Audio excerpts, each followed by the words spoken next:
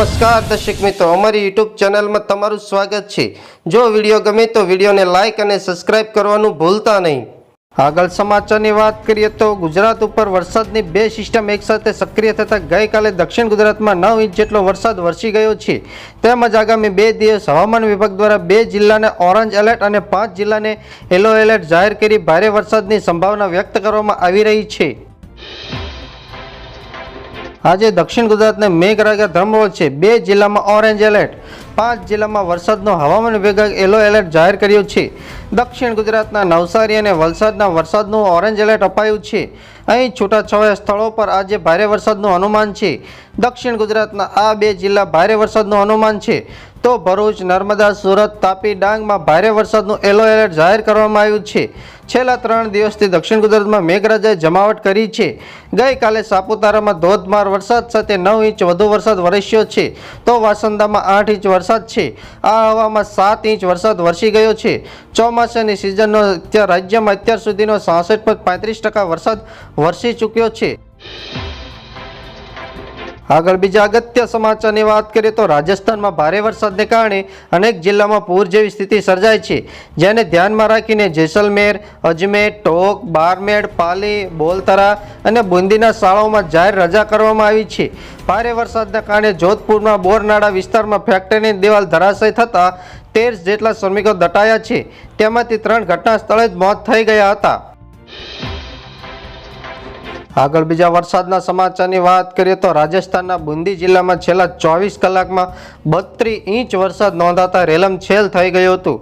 સતત વરસાદને પગલે જેતસાગર તળાવ અને નવલસાગર તળાવ ઓવરફ્લો થઈ ગયા હતા, જેના કારણે ચારભુજા મંદિર, ચદ્દર, નાવડી બજારથી મીરા ગેટ સુધી પાણી તેજ ગતિએ વહી રહ્યું છે।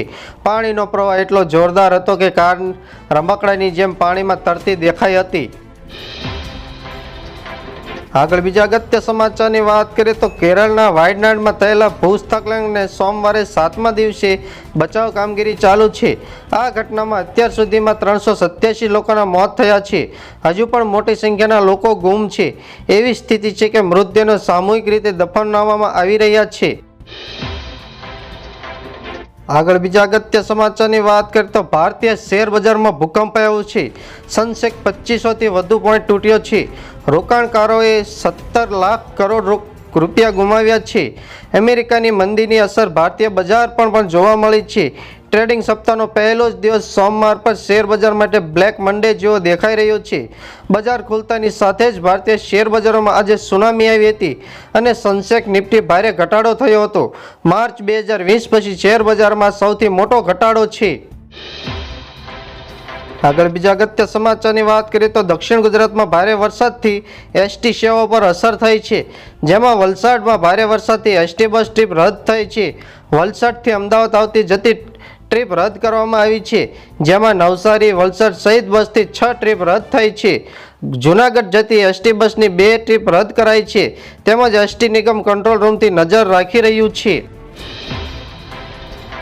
બીજા સમાચારની વાત કરીએ તો પવિત્ર શ્રાવણ માસનો પ્રારંભ થયો છે, ત્યારે શ્રાવણ માસના પ્રથમ સોમવારે સમગ્ર મંદિર પરિસર વહેલી સવારથી જ હર હર મહાદેવના નાદથી ગુંજી ઉઠ્યું હતું। સવારે 4 વાગ્યાથી ભક્તોની મંદિર દર્શન માટે લાંબી લાઈન લાગી ગઈ હતી। પ્રથમ સોમવારે સાંજના 6 વાગ્યા સુધીમાં 50,000થી વધુ ભાવિકોએ દર્શનનો લાવો લીધો હતો। આગળ બીજા અગત્ય સમાચારની વાત કરીએ તો શ્રાવણ મહિનાના પહેલા જ સોમવારે સોનું થયું સસ્તું। જી હા મિત્રો, શ્રાવણના પહેલા જ સોમવારે એટલે કે 5 ઓગસ્ટ 2024ના રોજ સોનાના ભાવમાં ઘટાડો થયો છે। સોમવારે દેશના તમામ શહેરમાં 24 કેરેટ સોનાના ભાવ 70,000થી 71,000ની વચ્ચે છે। ચાંદી 85,400 પ્રતિ રૂપિયા કિલો થઈ ગઈ છે। બજેટ 2024ની રજૂઆત બાદ સોનાના ભાવમાં સતત ઘટાડો થઈ રહ્યો છે। જો કે ગત સપ્તાહના મધ્યમાં સોનાના ભાવમાં પણ વધારો થયો હતો।